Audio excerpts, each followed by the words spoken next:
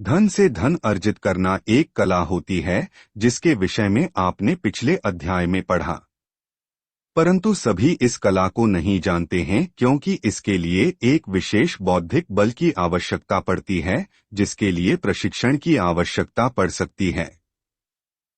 किस प्रकार की शिक्षा हम ग्रहण कर चुके हैं एवं किस प्रकार के स्तर को प्राप्त करके हमने अपनी वर्तमान जीवन शैली का निर्वाह कर रहे हैं, यह आप भली भांति जाते हैं।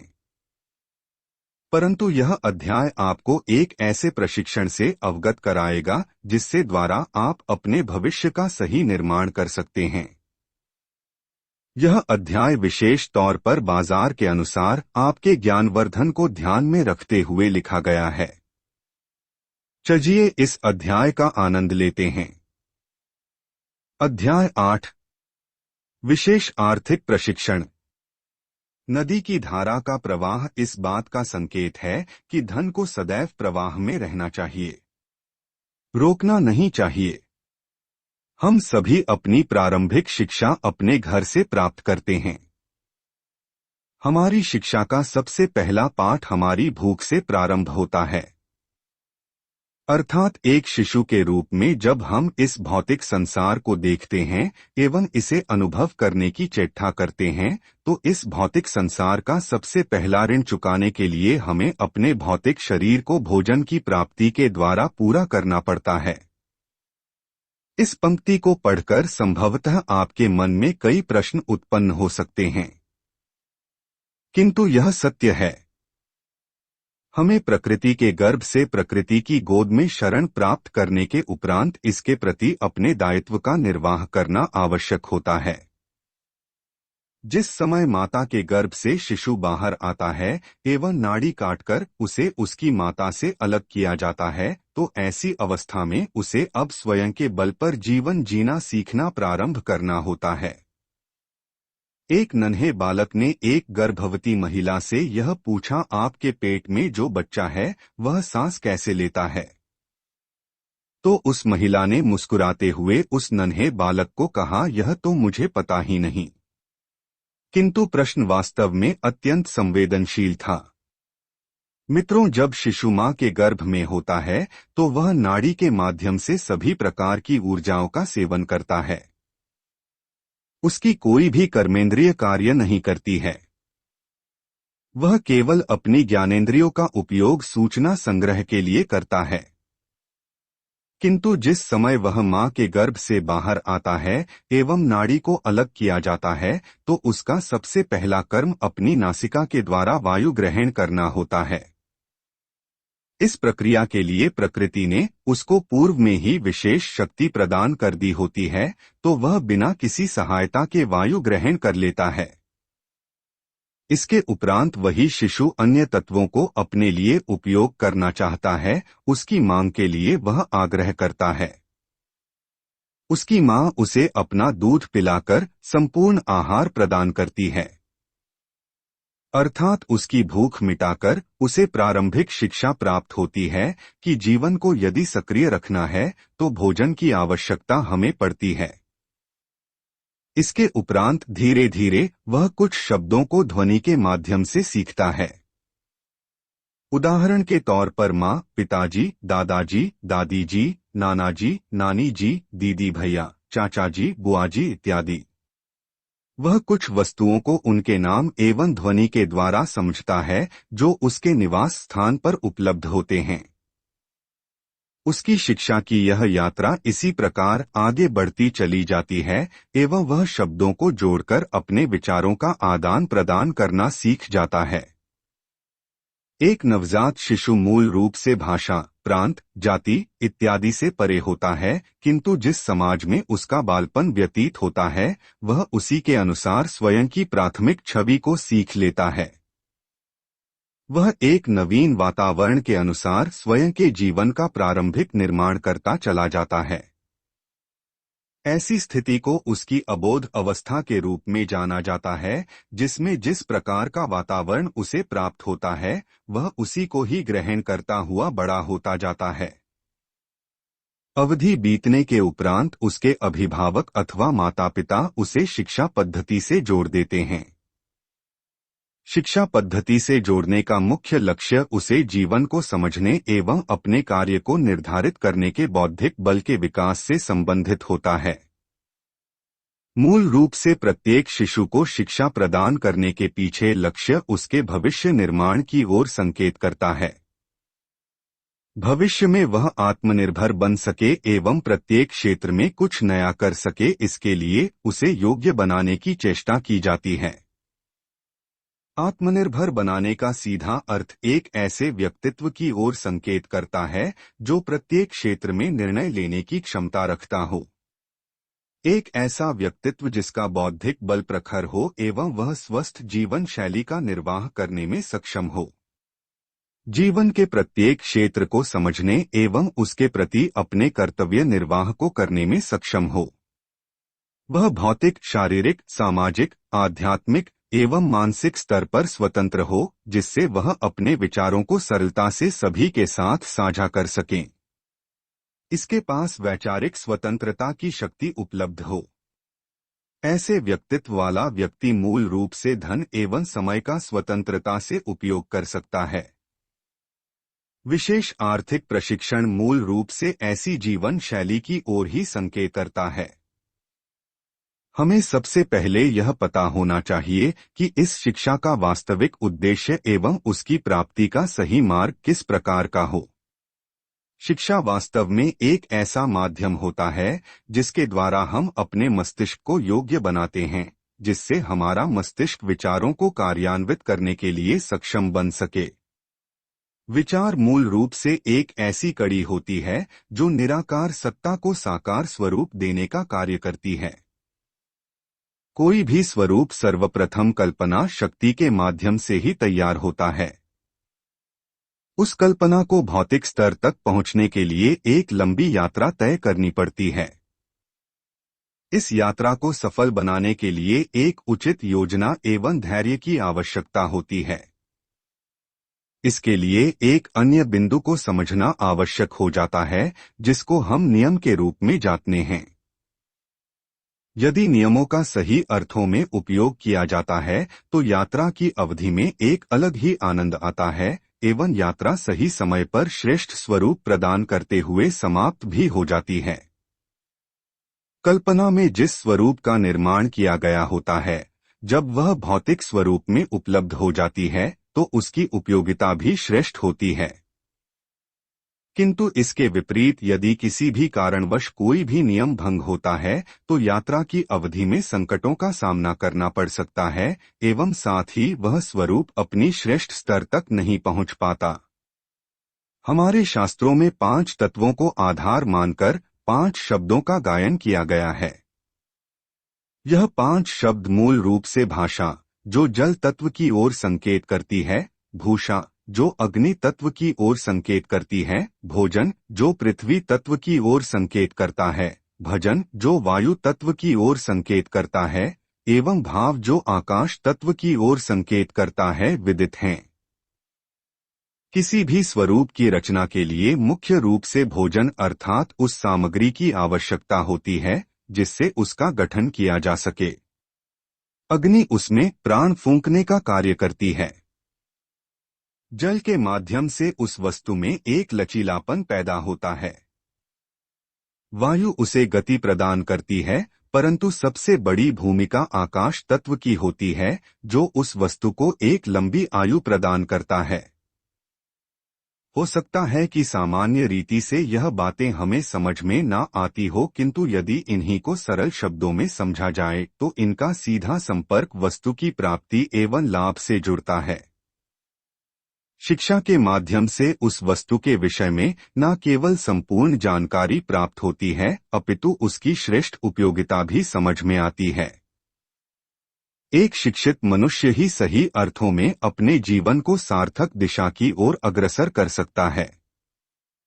एक सामान्य व्यक्ति मूल रूप से किसी भी कार्य को अपनी मूलभूत आवश्यकताओं की आपूर्ति के लिए आर्थिक आधार पर ही करता है।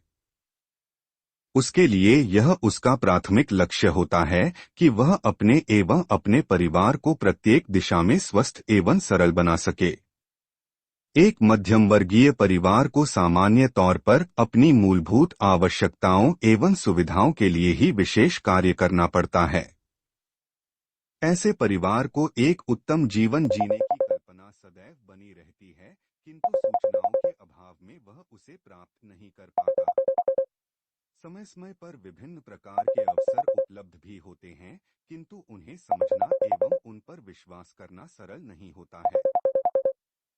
सामान्य तौर पर यदि कोई व्यक्ति किसी भी कार्य अथवा योजना में एक बार किसी छल अथवा प्रपंच का शिकार होता है, तो वह समान कार्य को करने से पूर्व गंभीरता से विचार अवश्य करता है।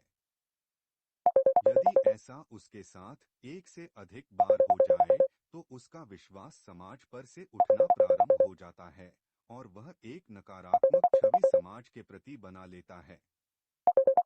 ऐसी स्थिति में उसको मुख्य तौर पर स्वयं को शिक्षित करने की आवश्यकता होती है, किंतु वह इस कार्य को नहीं करता है। उसका जीवन सामान्य रीति से आगे बढ़ता चला जाता है।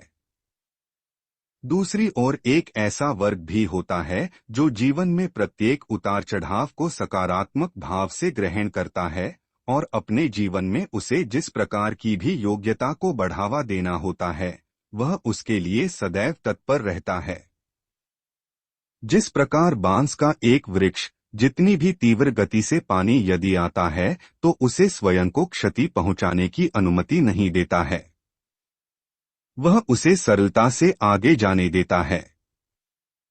परंतु एक विशालकाय वृक्ष सरलता से जल की तीव्र धारा के प्रवाह में टूटकर प्रवाहित हो जाता है। ठीक उसी प्रकार हमारे भीतर भी लचीलापन होना परम आवश्यक है। इस लचीलापन की प्राप्ति हमें जल तत्व के द्वारा मिलती है। एक कहावत प्रचलन में है, जैसा पियोगे पानी वैसी बनेगी वाणी। इस कहावत का सीधा संपर्क हमारे शरीर में व्याप्त जल की शुद्धता पर संकेत करता है। जिस स्थान पर शुद्ध एवं स्वच्छ जल उपलब्ध होता है, उस स्थान के लोगों में एवं उनकी वाणी में एक अलग ही मिठास का अनुभव होता है। हमारे भौतिक शरीर में भी 70% से अधिक जल की मात्रा होती है एवं इसका सीधा प्रभाव हमारी वाणी पर पड़ता है। जिस स्थान पर दूषित जल होता है, वहां पर अधिक समय तक रुका नहीं जा सकता। ठीक इसी प्रकार यदि हमारे भौतिक शरीर में अशुद्ध जल उपलब्ध होगा, तो हम भी अपने जीवन में आकर्षण प्रस्तुत नहीं कर पाएंगे। आज के आधुनिक युग में हम लोग शहरीकरण की ओर अधिक रुझान रखते हैं। ऐसी स्थिति में जल की व्यवस्था के लिए विशेष प्रबंध किए जाते हैं एवं घर घर तक शुद्ध जल पहुंचाने का कार्य किया जाता है। मूल रूप से अधिकांश लोगों को जल के शुद्धिकरण एवं स्वच्छ भाव के विषय में अधिक जानकारी नहीं होती है। इस अज्ञानता के कारण हम जो जल ग्रहण करते हैं, उसकी अशुद्धि हमारे भौतिक शरीर का भी कुछ भाग दूषित कर देती है। ऐसी स्थिति में हमारी वाणी अत्यधिक प्रभावित हो जाती है एवं उसमें मिठास की भी कमी प्रकट हो जाती है। कभी भी जब हमारे जीवन में अवसर प्रकट होते हैं, तो उन्हें समझने का बौद्धिक स्तर भी प्रभावित हो जाता है। हमारे जीवन में लचीलापन हर क्षेत्र में आवश्यक होता है। इसके लिए हमारी विचारधारा को बहुत सरल एवं सहज होना आवश्यक होता है। हम जिस समाज में रहते हैं, वह मूल रूप से प्रकृति के द्वारा हमें उपहार में मिला होता है। हमें हमारे परिवार के सभी सदस्य प्रकृति का एक अनमोल रत्नों से भरा हुआ संग्रह कक्ष होता है। किंतु हमारी मानसिक जटिलता के कारण हम ना तो उस पर पूर्ण रूप से विश्वास कर पाते हैं और ना ही स्वयं के प्रति आश्वस्त ही रख पाते हैं। हमारा शैक्षिक स्तर इन सभी मापदंडों को ध्यान में रखते हुए उपयोग में लिया जाना चाहिए। प्रत्येक समाज में भिन्न भिन्न प्रकार के गुण एवं कौशल उपलब्ध होते हैं, किंतु उसके उपरांत भी किसी बाहरी कौशल को सीखने के लिए हम सदैव तत्पर रहते हैं। हम यह सोच नहीं पाते हैं कि किस कौशल का हमारे जीवन पर क्या प्रभाव पड़ सकता है। हमें अपने शैक्षिक स्तर को 3 श्रेणियों में विभाजित करना परम आवश्यक होता है। आधुनिक शिक्षा शैली में इसे ही प्रारंभिक, माध्यमिक एवं उच्च शिक्षा के रूप में संबोधित किया जाता है। प्राथमिक शिक्षा में मूल रूप से हमें उन विषयों को सीखना होता है जो हमारी आजीविका के लिए उपयोगी सिद्ध हो सके। सामान्य तौर पर होता यह है कि हमारी जीवन शैली जिन स्तंभों पर खड़ी होती है, हम उनके प्रति अपना रुझान न दिखाकर एक ऐसी दिशा की ओर अग्रसर हो जाते हैं जो पाश्चात्य शैली के रूप में हमें प्राप्त होती है। उदाहरण के तौर पर यदि हमारा पारंपरिक व्यवसाय लकड़ी से संबंधित है, तो हमें सर्वप्रथम लकड़ी के विषय में संपूर्ण जानकारी होनी आवश्यक होती है। हमारे समक्ष कुछ ऐसे विकल्प उपस्थित किए जा सकते हैं जिसमें हमारा पारंपरिक उद्योग प्रभावित हो रहा हो, किंतु इसके उपरांत भी हमारी प्रारंभिक शिक्षा हमारे व्यक्तिगत व्यवसाय से ही जुड़ी होनी चाहिए। माध्यमिक शिक्षा के अंतर्गत हमें उन विषयों को सीखना आवश्यक हो जाता है जो समाज में उपलब्ध अन्य कौशल युक्त शिक्षा पद्धति को हमसे जोड़ता है। इन दूसरे विकल्पों को हमें इस प्रकार से चुनना होता है जिससे उनका सीधा उपयोग हम अपने व्यक्तिगत व्यवसाय में कर सकें। उदाहरण के तौर पर जो भी व्यक्ति लकड़ी के उद्योग से जुड़ा होता है, उसे अपने उद्योग को प्रखर बनाने के लिए लोहे एवं कृषि उद्योग का समर्थन मिलना आवश्यक होता है। इस प्रकार यदि हमारी प्रारंभिक एवं माध्यमिक शिक्षा समाप्त हो जाती है और हमें अपने जीवन में एक संतुष्टि का अनुभव होता है, तो हमें अपने व्यवसाय को अतिशीघ्र प्रारंभ कर देना चाहिए। ऐसा करने से हम धन अर्जित करने में न केवल सक्षम हो सकते हैं, अपितु हमारी आर्थिक सोच भी प्रबल बन जाती है। सामान्य तौर पर यदि हम देखें तो वर्तमान आधुनिक शिक्षा शैली के अंदर छात्र उन विषयों पर एक लंबी अवधि तक अपने समय को उपयोग करते हैं जिनका विशेष तौर पर उनके लिए कोई उपयोग होता ही नहीं है। यदि हम समाज के शिक्षित लोगों की श्रेणी की ओर देखें तो हमें यह बात सरलता से समझ आ जाएगी कि उनकी शिक्षा का उपयोग उनके व्यवसाय में उन्हें न्यूनतम ही मिला होगा। अपने 25 वर्षों के शैक्षिक एवं व्यावसायिक अनुभव के आधार पर आपको यह बताया जा सकता है कि मैंने जिस शिक्षा को ग्रहण किया उसका उपयोग केवल अपनी अगली पीढ़ी को पढ़ाने के लिए ही किया है, उसके अतिरिक्त मुझे उसका कोई लाभ नहीं मिला।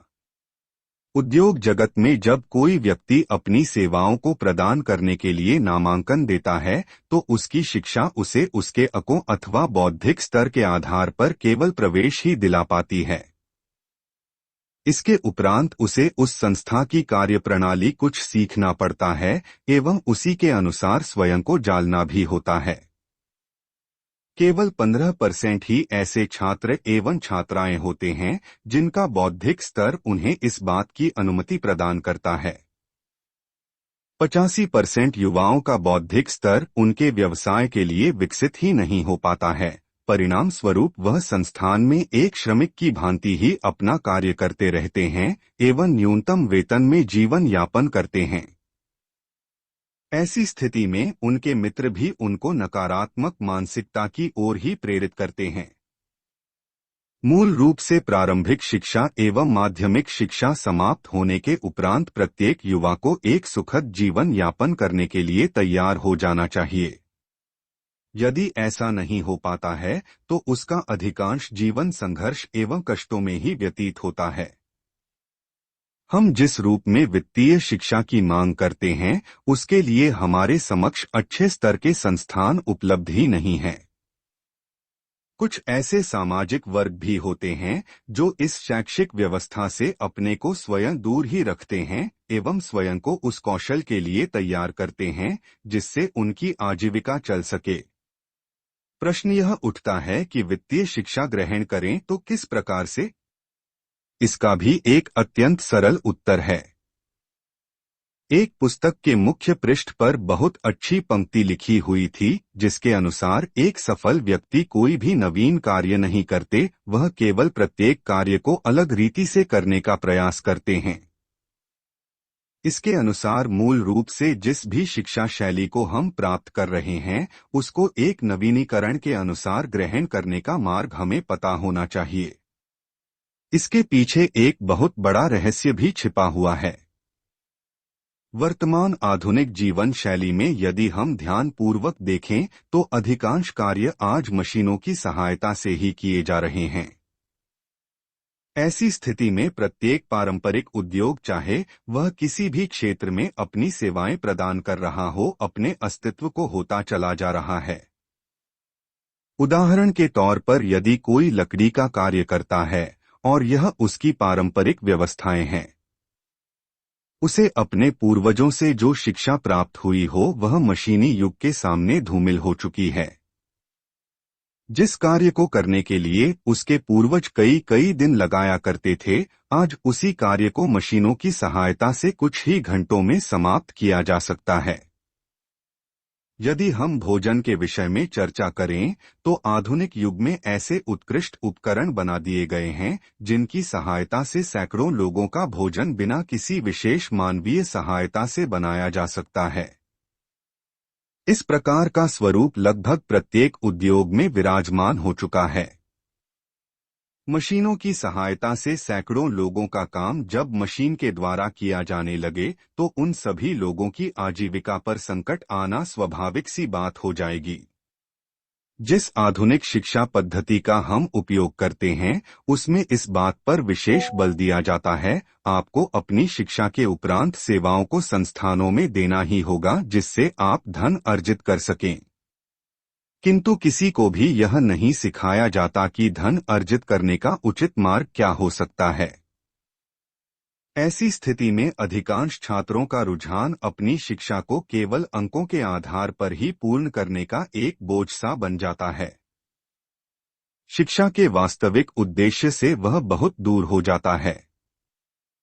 वित्तीय शिक्षा मूल रूप से इसी अलग दिशा की ओर कार्य नहीं करती, अपितु वह हमारी पारंपरिक शिक्षा को ही एक दिशा देने का विशेष कार्य करती है। समाज में व्याप्त मानसिकता के बदलाव की मांग करती है और यह बताती है कि जिन विषयों का सेवन हम लोग वर्तमान में कर रहे हैं उन्हीं विषयों को एक अलग तरीके से ग्रहण करके हम अपने जीवन को वित्तीय रूप से प्रबल बना सकते हैं। आप यहाँ सोचने पर बाध्य हो जाएंगे, अलग तरीके से हम शिक्षा को किस प्रकार ग्रहण कर सकते हैं। इसका एक बहुत सरल तरीका होता है। जिस भी विषय का हम अध्ययन करना चाहते हैं उसका हमारे व्यक्तिगत जीवन से संबंध किस प्रकार हो सकता है, इसे जानने की हमें चेष्टा करनी चाहिए। मूल रूप से जब किसी भी विषय को निर्धारित किया जाता है तो उसके पीछे का भाव यही होता है कि वह हमें हमारे जीवन से जुड़ने का एक मार्ग प्रदान कर सके। प्रारंभिक शिक्षा में सर्वप्रथम हमें अपने समाज को जानना आवश्यक होता है। इसके लिए समाज के अलग अलग पक्षों को अध्ययन करना आवश्यक होता है। किसी भी समाज को जानने के लिए हमें उन लोगों का चयन करना होता है जिनके माध्यम से हम समाज से जोड़ते हैं। यह सभी लोग वास्तव में हमारे परिवार के ही सदस्य होते हैं जो प्रारंभिक स्तर पर हमें समाज से एक संबंध के विषय में बताते हैं। समाज वास्तव में उन सभी लोगों के समूह से बनता है जो हमारे परिवार के सदस्यों से मित्र व्यवहार रखते हैं। वास्तव में हमारा परिवार ही बड़े स्तर पर समाज का एक प्रतिबिंब बनता है। संबंधों की एक श्रृंखला जो एक बड़े वृक्ष के रूप में समाज का स्वरूप तैयार करती हैं। उदाहरण के तौर पर हमारे पिताजी अपनी जिस मित्र मंडली के साथ समय व्यतीत करते हैं वह हमारे लिए अत्यंत महत्वपूर्ण होते हैं। उस मित्र मंडली के साथ किसी भी प्रकार का संबंध बनाने से पूर्व हमें अपने पिताजी से संबंध मधुर बनाने आवश्यक होते हैं। ठीक इसी प्रकार हमारे परिवार के प्रत्येक सदस्य जिन भी सामाजिक संबंधों से जुड़े हुए होते हैं उनकी प्राप्ति के लिए हमें अपने परिवार के सदस्यों के साथ अपना गठजोड़ शक्तिशाली एवं स्नेहपूर्वक बनाने की आवश्यकता होती है। परिवार के प्रत्येक सदस्य के लिए परिवार एक जड़ के समान होता है जिसकी शाखाएं निवास स्थान से बाहर समाज के विभिन्न क्षेत्रों में संबंध स्थापित करती हैं। प्रत्येक शिक्षा पद्धति में संबंधों पर ही विशेष ध्यान दिया जाता है एवं यह बताने की चेष्टा की जाती है कि जिसके संबंध मधुर होते हैं वह व्यवसाय भी उच्च कोटि का कर सकता है। धन अर्जित करने के लिए मूल रूप से 3 क्षेत्र निर्धारित किए गए हैं। पहला, पारंपरिक उद्योग के द्वारा निर्मित वस्तुओं को समाज के लिए उपयोगी बनाकर। दूसरा, व्यापारी बनकर समाज की आवश्यकताओं के लिए उपयोग में आने वाली वस्तुओं अथवा सेवाओं को उन्हें उपलब्ध कराकर। एवं किसी व्यक्ति अथवा संस्थान की पृष्ठभूमि पर अपनी सेवाओं को साझा करके एक कर्मचारी की भांति, जिसे सामान्य भाषा में सेवक अथवा सेवाकर्मी भी कहा जाता है। इन तीनों स्तरों पर हम 2 प्रकार से अपने कार्य का निर्वाह कर सकते हैं। पहला, अपनी सेवाओं को उत्कृष्ट बनाकर एवं दूसरा, नवीन संबंधों को विकसित करके। मूल रूप से हम सभी लोग एक व्यापारी होते हैं जो किसी न किसी रूप में समाज के साथ लेन देन करते रहते हैं। यदि हमें भोजन की आवश्यकता होती है तो हम उसके लिए संबंधित भोजन विक्रेता को धन देकर उससे भोजन सामग्री खरीद लेते हैं। व्यापार 3 स्तरों का मंच होता है, जिसमें प्राथमिक स्तर पर वस्तु का लेन देन सम्मिलित होता है, दूसरे स्तर पर वस्तु संग्रह एवं उनका विपणन होता है एवं तीसरे एवं अंतिम स्तर पर व्यापार को विकसित स्वरूप प्रदान करना होता है। एक सामान्य व्यक्ति मूल रूप से स्वयं को कभी भी व्यापारी के रूप में नहीं देख पाता क्योंकि उसके पास व्यापारिक समझ ही नहीं होती है। हमारी प्रारंभिक एवं माध्यमिक शिक्षा के द्वारा इस समझ को विकसित किया जाना चाहिए जो हो नहीं पाता। व्यापार करना इतना महत्वपूर्ण नहीं होता है, किंतु व्यापारिक सोच को रखना अत्यधिक महत्वपूर्ण होता है। जिस प्रकार एक किसान कुछ बीजों की सहायता से अपने खेत को हरा भरा बना लेता है, ठीक उसी प्रकार एक व्यापारी भी अपनी व्यापारिक सोच के द्वारा छोटे से ढांचे को एक बड़ा स्वरूप बनाने का मार्ग खोजता रहता है। सामान्य व्यक्ति जिसके पास व्यापारिक सोच तो होती है किंतु उसके लिए पर्याप्त पूंजी एवं संसाधन नहीं होते हैं, तो वह एक कर्मचारी के रूप में किसी भी संस्थान को अपनी सेवाएं प्रदान करता है एवं अपनी आजीविका चलाता है। किंतु यदि उसकी व्यापारिक सोच को विकसित कर दिया जाए तो वह एक कर्मचारी के रूप में कार्य करते हुए भी व्यापार कर सकता है। व्यापारिक सोच में सबसे बड़ी विशेषता अपने कार्य को इस प्रकार से विकसित करना होता है जिससे उसका संस्थान अन्य कर्मचारियों की नियुक्ति एक निश्चित समय अंतराल के उपरांत करता रहे। यह ज्ञान उसे अपनी शिक्षा के द्वारा ही प्राप्त होना चाहिए जो वह विभिन्न स्तरों पर प्राप्त करता है। जिस प्रकार से शिक्षक छात्र एवं छात्राओं की संख्या प्रतिवर्ष बढ़ती जा रही है एवं रोजगार के साधन विकसित नहीं हो पा रहे हैं, तो इसके लिए समाज में एक विशेष कार्यशाला का आयोजन करना आवश्यक हो जाता है। समाज में बढ़ती बेरोजगारी को लेकर एक मिथ्यावादी विडंबना प्रचलित हो चुकी है। हमारी शिक्षा का स्तर खराब है एवं यह उच्च कोटि के कौशल युक्त युवाओं को निर्मित करने में सक्षम नहीं है।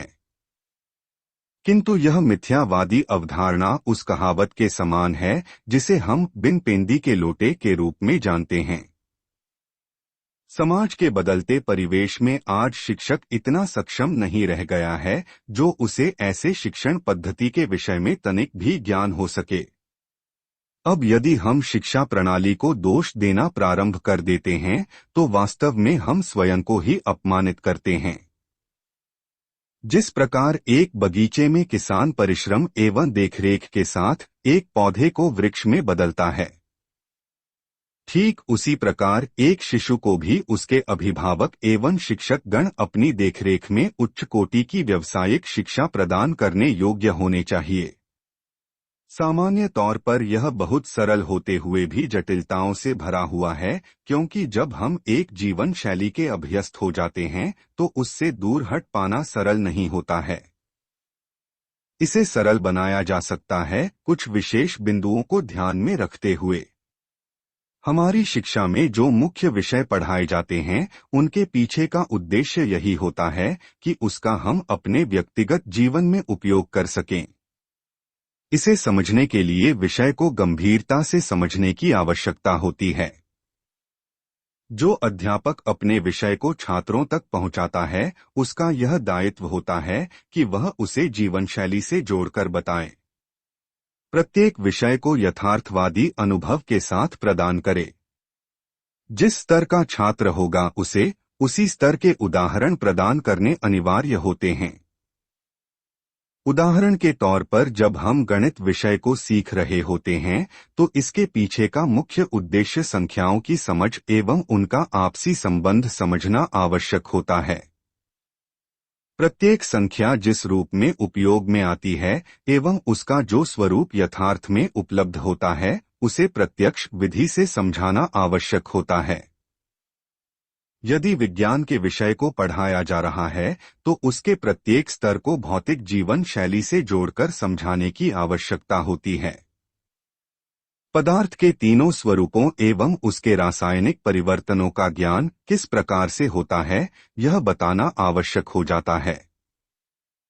यदि कोई भी विषय पढ़ाया जाए तो उससे संबंधित आर्थिक स्वरूप को भी समझना आवश्यक होता है।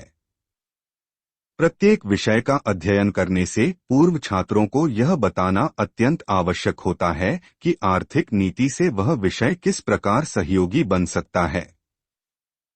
यदि किसी विषय को सीखने के लिए हमें एक पद्धति से जोड़ना होता है तो उस पद्धति का आर्थिक स्वरूप कैसा होता है, इसे भी संक्षेप में छात्रों को समझाना अनिवार्य होता है।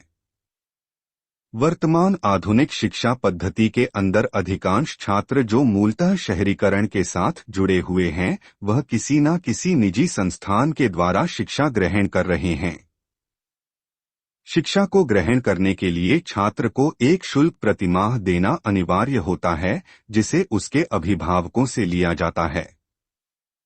जब तक यह मासिक शुल्क स्कूल प्रशासन प्राप्त करता रहता है, बच्चे की शिक्षा सरलता से आगे बढ़ती रहती है। किंतु यदि यह शुल्क स्कूल तक पहुंचना बंद हो जाता है तो ऐसी स्थिति में बच्चे की पढ़ाई भी बाधित हो जाती है। अभिभावक एवं स्कूल प्रशासन के मध्य इस शुल्क के विषय पर बच्चे सामान्य तौर पर अनभिज्ञ ही रहते हैं। किसी भी छात्र की प्रारंभिक शिक्षा के लिए प्रयास उसके अभिभावकों द्वारा करना अनिवार्य होता है। किंतु माध्यमिक शिक्षा प्रारंभ करते समय उसे इस बात का ज्ञान हो जाना चाहिए कि शिक्षा बिना किसी शुल्क के नहीं प्राप्त की जा सकती। शुल्क दो प्रकार से उपयोग में लिया जाता है। पहला प्रत्यक्ष रूप से, जिसमें शिक्षा शुल्क, पुस्तकों का शुल्क, स्कूल के वस्त्रों का शुल्क, प्रतिदिन स्कूल में ले जाने एवं लाने का शुल्क आदि सम्मिलित होते हैं। माध्यमिक शिक्षा के प्रारंभ में बच्चों को केवल इस बात का सामान्य ज्ञान खुद मिल जाना चाहिए, यह सारा शुल्क किस प्रकार से अर्जित एवं प्रदान किया जाता है। इसके उपरांत धीरे धीरे प्रत्येक छात्र को शिक्षा के व्यवसायीकरण का ज्ञान होना अनिवार्य हो जाता है। शिक्षा की प्राप्ति एवं धन को प्राप्त करना दो अलग अलग दिशाएं होती हैं। जिस प्रकार एक कुएं को एक स्तर तक गहरा खोदा जाता है ताकि उससे मीठा जल प्राप्त किया जा सके, ठीक उसी प्रकार शिक्षा जितनी गहराई से अर्जित की जाए उतना ही उससे अधिक धन भी अर्जित किया जा सकता है। जिस प्रकार एक हैंडपंप के द्वारा कुएं की भांति जल प्राप्त किया जाता है, ठीक उसी प्रकार जीवन में भी धन की प्राप्ति होनी चाहिए। हैंडपंप की गहराई मूल रूप से ज्ञान एवं योग्यता के बल को प्रदर्शित करते हैं एवं पानी की मिठास उस प्राप्ति को कहा जाता है जिसके द्वारा समाज की प्यास को बुझाया जा सके। माध्यमिक शिक्षा अर्जित करते समय छात्र को अपने प्रत्येक दिन के खर्चे का प्रारंभिक ज्ञान हो जाना चाहिए, जो उसके माता पिता अथवा अभिभावक उसके लिए उपलब्ध कराते हैं। आपके मस्तिष्क में संभवतः यह बात आ रही होगी, इस प्रकार से बच्चे अपनी शिक्षा से विमुख हो जाएंगे एवं धन की ओर अग्रसर हो जाएंगे। परंतु यह बात पूर्ण रूप से केवल एक मिथ्यावादी है। इसके पीछे का लक्ष्य मूल रूप से चेतना के उस स्तर को जागृत करना होता है जिसके द्वारा भविष्य में भी छात्र सरलता से धन को अर्जित कर सकें। धन अर्जित करना एक कला होती है जिसे सही समय पर जानना एवं सीखना परम आवश्यक होता है। जिस प्रकार एक पौधे को सही समय पर पोषण दिया जाए तो उसके एक वृक्ष बनने की संभावनाएं तय की जा सकती है, ठीक उसी प्रकार से मानव जीवन में भी माध्यमिक शिक्षा के समय उचित पोषण देना आवश्यक होता है, जिसमें शिक्षा के व्यावसायिक रूप को उसे समझाना अनिवार्य होता है। यूरोपीय देशों में एक व्यवस्था के अंतर्गत छात्रों को अपने खर्चों का मान स्वयं खोजने के लिए प्रेरित किया जाता है। छात्र छोटे या बड़े स्तर पर अपने खर्चों की आपूर्ति के लिए अपने समय का उपयोग करते हैं एवं उसके साथ ही साथ पढ़ाई भी करते हैं। इसका परिणाम यह निकलता है कि वह उचित समय पर धन को अर्जित करना सरलता से प्रारंभ कर देते हैं, साथ ही अपने बौद्धिक स्तर को उच्च शिक्षा के लिए भी तैयार भी कर लेते हैं। मित्रों, पढ़ने एवं सुनने में यह बात हमें अचंभित कर सकती है, किंतु वास्तविक सत्य यही है कि माध्यमिक शिक्षा पद्धति की समय अवधि में प्रत्येक छात्र को आर्थिक लाभ की प्राप्ति के मार्ग स्पष्ट तौर पर सिखा देने चाहिए। जब कोई व्यक्ति अपने जीवन में पहली बार धन अर्जित करता है तो उसके उपरांत वह उस धन का सदुपयोग कर सके, यह और भी आवश्यक होता है। धन को अर्जित करना सामान्य तौर पर एक कला अवश्य होती है, किंतु इस धन का सदुपयोग करना उससे बड़ी कला होती है। धन का खर्च वास्तव में प्रबंधन की एक शैली के अंतर्गत आता है, जिसके द्वारा अर्थशास्त्र के मांग एवं आपूर्ति के नियम का ज्ञान अर्जित किया जाता है। जब एक छात्र अपनी शिक्षा को ग्रहण करते हुए उच्च शिक्षा तक पहुंचता है तो उसका मस्तिष्क न केवल बौद्धिक स्तर पर तैयार हो जाता है अपितु आर्थिक स्तर पर भी बलवान अनुभव करता है। उसे अपने वास्तविक मूल्य का ज्ञान हो जाता है एवं वह अपने कौशल का सही पारिश्रमिक अर्जित करने के योग्य भी बन जाता है। दूसरी ओर एक ऐसा युवा जो केवल अपनी शिक्षा को पूरा करके आजीविका की खोज में बाजार का रुख करता है, उसे अपने वास्तविक मूल्य का ही ज्ञान नहीं होता है।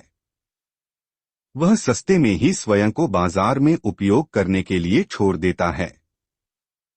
ऐसी स्थिति में वह केवल शोषण का शिकार बनकर ही रह जाता है और न्यूनतम वेतन के बदले अधिकतम सेवाएं प्रदान करता है। हमारा मस्तिष्क एक ऐसा नियंत्रण कक्ष होता है जो किसी भी कार्य को प्रारंभ करने से पूर्व उससे दूरी बनाने की चेष्टा करता है। ऐसा इसलिए होता है क्योंकि हमारा मानसिक पटल अवांछित सूचनाओं से भरा हुआ होता है जो हमें अपने बालपन से वर्तमान अवस्था तक प्राप्त हुई होती हैं। जिस कार्य को लेकर हमारा मानसिक स्तर विकसित हो चुका होता है उसे सहजता से बदल पाना सरल नहीं होता है। एक विशेष बौद्धिक बल की सहायता से उसे बदलने का प्रयास किया जा सकता है। प्रत्येक प्रयास के पीछे का कारण पूर्व में ही निर्धारित होता है। मुख्य तौर पर यह प्रयास धन अर्जित करने के लिए किया जाता है। कुछ समय अवधि बीतने के उपरांत हमारी मानसिक अवस्था उस नई पद्धति के साथ तालमेल बनाने में सफल हो जाती है। इस कार्य से जो धन प्राप्ति एवं अन्य सुविधाएं उपलब्ध हो रही होती हैं, वह यदि संतोषजनक स्थिति प्रदान करने में सक्षम होती हैं, तो ऐसी स्थिति में व्यक्तिगत जीवन सरलता की अनुभूति करने लगता है। इसके विपरीत यदि प्राप्त धनराशि आजीविका के लिए पर्याप्त नहीं होती है, तो व्यक्ति अधूरे मन से अपना कार्य करता है एवं यह प्रयास भी करता है कि उसे अतिरिक्त धनराशि प्राप्त हो सके। ऐसी मानसिक स्थिति का लाभ समान रीति से कार्य कर रहे चतुर बुद्धि के लोग उठाते हैं। छोटे से लाभ के कारण व्यक्ति के जीवन को इस प्रकार दिशा भ्रमित कर दिया जाता है, जिससे व्यक्ति का विश्वास खंडित होना प्रारंभ हो जाता है। अब ऐसी अवस्था में मानसिक बल भी प्रभावित होना प्रारंभ हो जाता है। कुछ लोग अपनी आजीविका की प्राप्ति के उपरांत अपने विचारों को स्वयं तक ही रखते हैं एवं प्राप्त धनराशि से ही संतुष्ट होकर अपना जीवन यापन करने के लिए बाध्य हो जाते हैं। वे यह जानते हैं यदि उन्होंने अपनी आजीविका से छेड़छाड़ की तो उनको अपने दायित्व का निर्वाह करना कठिन हो सकता है। ऐसी अवस्था में वे न्यूनतम धनराशि में ही अपने जीवन को जीने के लिए तैयार कर लेते हैं। ऐसी अवस्था में मानसिक स्थिति धन के आधार पर तुलनात्मक दृष्टिकोण प्रकट कर देती है। केवल धन को आधार मानकर समाज में एक दृष्टिकोण प्रकट हो जाता है। यह एक ऐसी स्थिति का निर्माण कर देता है जहां समाज ऊंच नीच, मान अपमान, धनवान निर्धन, बड़ा छोटा, स्वामी सेवक इत्यादि तुलनात्मक पक्षों में स्वयं को घिरा हुआ पाता है। यह मानसिकता धीरे धीरे पूरे समाज को अपने अधीनता में रख लेती है। बौद्धिक दृष्टि से यदि देखा जाए तो प्रत्येक पक्ष में उपलब्ध दोनों शब्द एक दूसरे के पूरक है और साथ ही एक दूसरे के बिना अधूरे भी हैं। इस प्रकार का ज्ञान वास्तव में माध्यमिक शिक्षा में प्रदान किया जाना चाहिए, जो उपलब्ध नहीं हो पाता। इस प्रकार की मानसिकता को बढ़ावा देना ही निर्धन विचारधारा को प्रकट करता है। हमारे मस्तिष्क का नियंत्रण यदि हमारे पास हो तो हम उसका भरपूर उपयोग कर सकते हैं, किंतु इसके विपरीत जब इसका नियंत्रण समाज के हाथों में चला जाता है तो मूल रूप से इसका दुरुपयोग ही होता है। जब कभी भी हमें आजीविका हेतु रोजगार प्राप्त होता है तो हमें इस बात का ज्ञान अवश्य होना चाहिए कि प्राप्त धनराशि का सदुपयोग किस प्रकार किया जाए। धन को प्राप्त करना संभवतः इतना कठिन कार्य नहीं होता जितना उसको सदुपयोग करने से प्राप्त होता है। हमारी पुस्तक धन के उस स्तर को आपको समझाना चाहती है जो सामान्य तौर पर केवल एक विशेष बौद्धिक बल प्राप्त समूह ही जानता है। धन से धन की प्राप्ति हमारा जो पिछला अध्याय आपने पढ़ा उसके भीतर श्री दुर्गा प्रसाद जी एवं पंडित गौरीशंकर के मध्य जो समीकरण तैयार हुआ था उसे यहाँ पर पुनः समझना आवश्यक है। जब पंडित गौरीशंकर के निर्देशों के अनुसार दुर्गा प्रसाद जी के तीनों पुत्रों ने खेती के मार्ग का चयन किया तो उन्हें इस बात का ज्ञान हो चुका था कि कितनी लागत का उपयोग करके कितनी प्राप्ति की जा सकती है। उन्होंने लागत के रूप में धन के उचित निवेश को समझ लिया। हमारे जीवन में दो प्रकार के समीकरण सदैव सीखने के लिए आवश्यक होते हैं, पहला निवेश एवं दूसरा सुरक्षा। हमारी संपूर्ण शिक्षा पद्धति इन्हीं दो शब्दों के आधार पर निर्धारित की जाती है, किंतु उसको सही अर्थों में प्रस्तुत नहीं किया जाता। इसके पीछे का मुख्य कारण इन दो शब्दों की यथार्थवादी समझ का उपलब्ध न होना होता है। सुरक्षा एवं निवेश हमारे जीवन के दो अभिन्न अंग होते हैं। किसी भी आर्थिक प्रशिक्षण में मूल रूप से इस विषय पर बल दिया जाता है कि धन किस प्रकार अर्जित किया जाए एवं उसका उपयोग कहाँ किया जाता है। अर्थशास्त्र का एक नियम यह कहता है, धन सदैव प्रचुर मात्रा में प्रवाहित होना चाहिए जिससे उसकी गति बनी रहे। मांग एवं आपूर्ति के नियम के अनुसार बाजार में यदि आपूर्ति बढ़ जाती है तो मांग प्रभावित हो जाती है, किंतु धन के क्षेत्र में यह विपरीत कार्य करता है। यदि लोगों की आर्थिक आय बढ़ जाती है तो बाजार में सरलता से तेजी आ जाती है। अपने धन को अर्जित करने से पूर्व इस बात का ज्ञान होना आवश्यक होता है कि उसे निवेश कहाँ पर किया जाए। जैसे कि हमने पहले भी चर्चा की है कि निवेश तीन प्रकार से किया जाता है। पहला मूलभूत आवश्यकताओं को ध्यान में रखते हुए, दूसरा सुख सुविधाओं को ध्यान में रखते हुए एवं तीसरा भविष्य की योजनाओं को ध्यान में रखते हुए। पहला एवं दूसरा क्षेत्र सभी के जीवन में अलग अलग दृष्टिकोण से उपयोगी होता है। सबसे अधिक आवश्यकता तीसरे पक्ष को समझने की होती है। निवेश एवं सुरक्षा को यदि सरल भाषा में समझने का प्रयास किया जाए तो प्रत्येक संसाधन जिसका उपयोग हम करते हैं उसे निवेश की दृष्टि से देखना होता है। निवेश सदैव हमें प्राप्ति देने वाला होना चाहिए।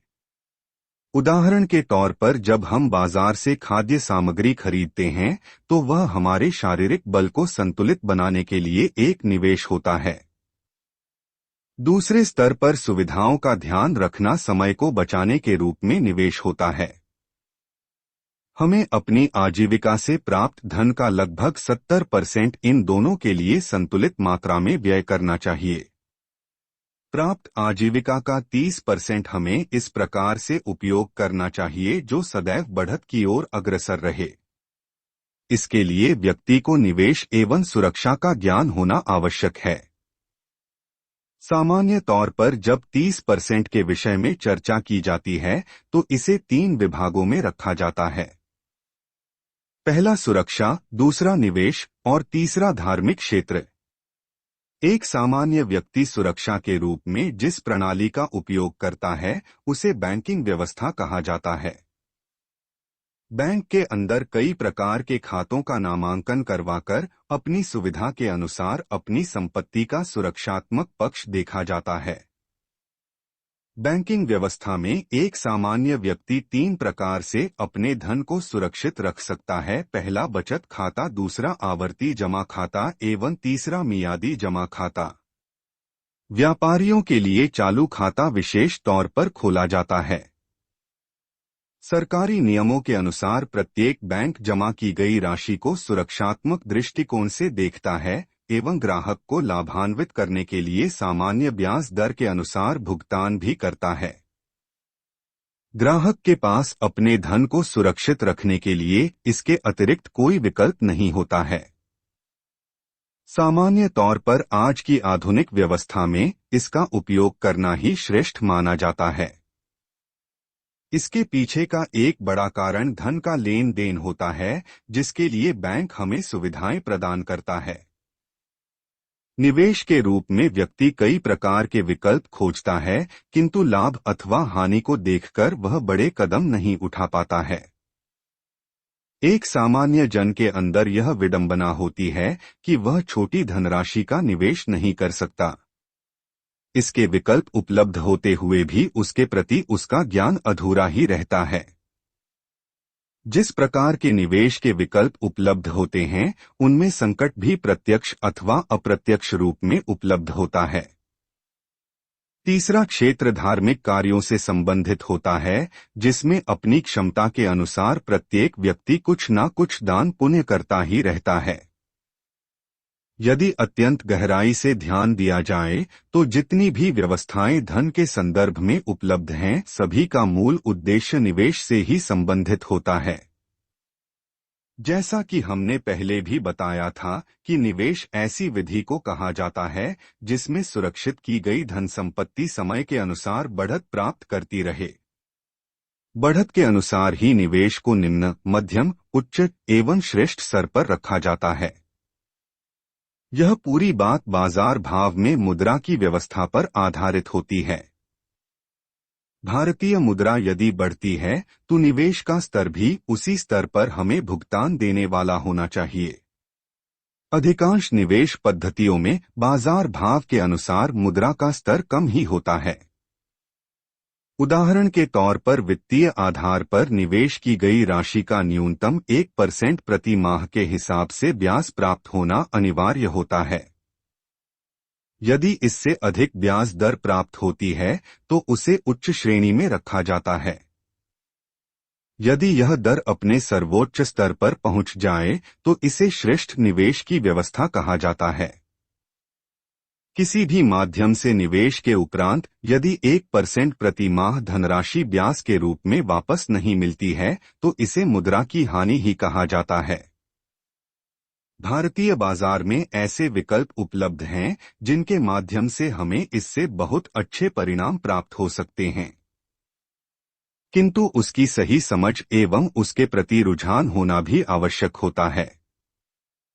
यह निवेश मूल रूप से कुछ ऐसा होता है जिसमें हमारी संपत्ति को सुरक्षात्मक दृष्टिकोण से भी देखा जाना चाहिए।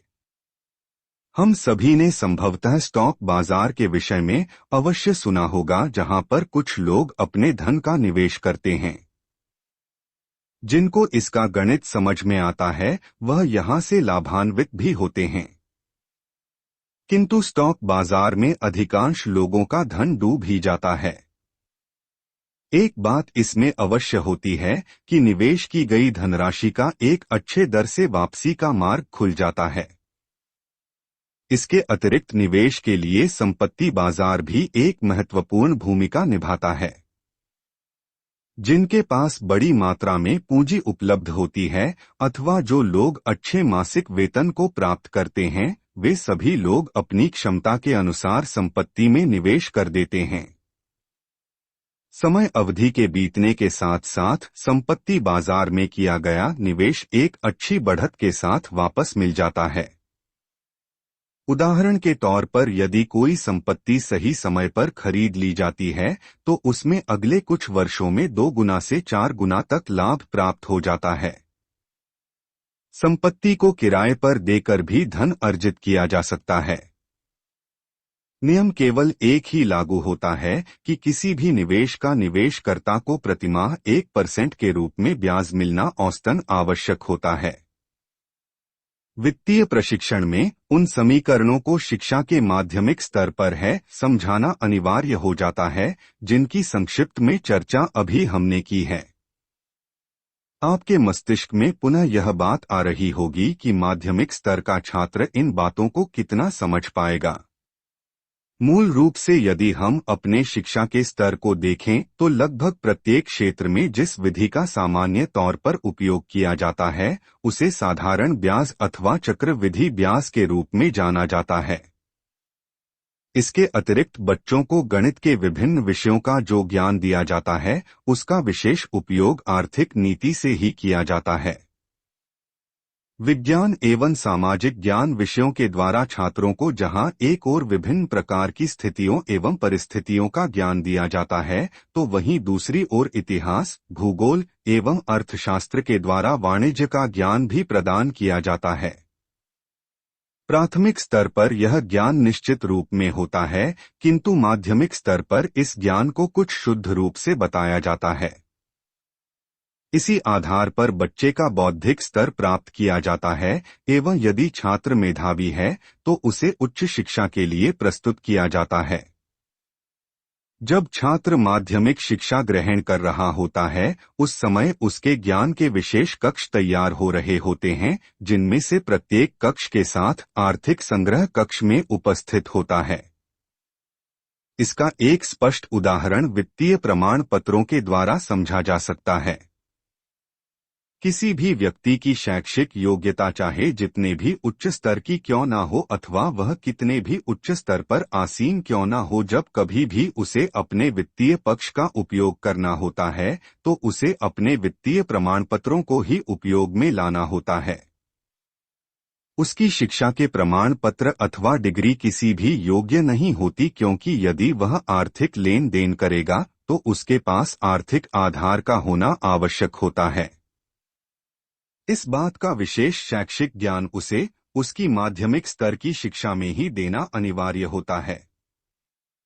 जब छात्र माध्यमिक स्तर से उच्च स्तर की शिक्षा के लिए भ्रमण करना प्रारंभ करता है तो उसे अपने भविष्य का उचित ज्ञान आर्थिक आधार पर प्राप्त हो जाता है एवं वह अपने अभिभावकों के कंधों पर किसी प्रकार का आर्थिक बोझ नहीं डालता है। वित्तीय प्रशिक्षण कई कारणों से आवश्यक होता है, जिसका विशेष लाभ प्रत्येक छात्र को उसके उच्च स्तर की शिक्षा को ग्रहण करते समय एवं अपने भविष्य का निर्माण करते समय प्राप्त होता है। उदाहरण के तौर पर जब हम बाजार से कोई भी खाद्य सामग्री खरीदते हैं तो हम उसकी गुणवत्ता पर विशेष ध्यान देते हैं। हम इस बात का सदैव ध्यान रखते हैं कि जो भी खाद्य सामग्री हम ग्रहण करें वह उच्च कोटि की होनी चाहिए। भोजन जितना श्रेष्ठ होगा हमारा शारीरिक एवं मानसिक बल उतना ही उत्तम विकसित होगा। दूसरी ओर जब कभी भी हम मानव निर्मित खाद्य पदार्थों का चयन करते हैं तो हम उसमें उपलब्ध अवयवों को ध्यानपूर्वक देखते हैं। प्रत्येक डिब्बाबंद अथवा पैकेट में उपलब्ध खाद्य सामग्री का पूर्ण विवरण उस पर छपा होता है। हम उसे पढ़कर उसकी गुणवत्ता का अनुमान लगा सकते हैं। ठीक इसी प्रकार हमें आर्थिक पक्ष को भी गुणवत्ता के आधार पर समझना एवं उपयोग करना अनिवार्य हो जाता है। इस विषय पर इससे अधिक चर्चा यहाँ पर करना उचित नहीं है, क्योंकि हमारा अंतिम अध्याय इस विषय पर आपको यथार्थवादी प्रशिक्षण प्रदान करेगा। किंतु उससे पूर्व आपके समक्ष एक ऐसा विषय प्रस्तुत किया जाएगा जिसकी आवश्यकता आर्थिक आधार पर अत्यंत आवश्यक होती है। कर्तव्य पथ एवं दृढ़ता हमारे अगले अध्याय का विषय है, जो हमें जीवन के एक विशेष पक्ष का विस्तृत विवरण प्रदान करेगा। आपसे एक निवेदन है, इन सभी विषयों को आप अपने जीवन से जोड़कर देखें और जहां पर भी आपको किसी प्रकार का सुझाव हमारे लिए देने की इच्छा प्रकट होती है, तो हम आपका हृदय से स्वागत करेंगे। हमने आपके लिए एक विशेष कार्यशाला का निर्माण कर रखा है, जिसके द्वारा आप अपने आर्थिक समीकरणों को सरलता से सुधार सकते हैं और एक प्रसन्न जीवन शैली का निर्माण भी कर सकते हैं। इसके विषय में आपको लिंक प्रदान किया जा रहा है।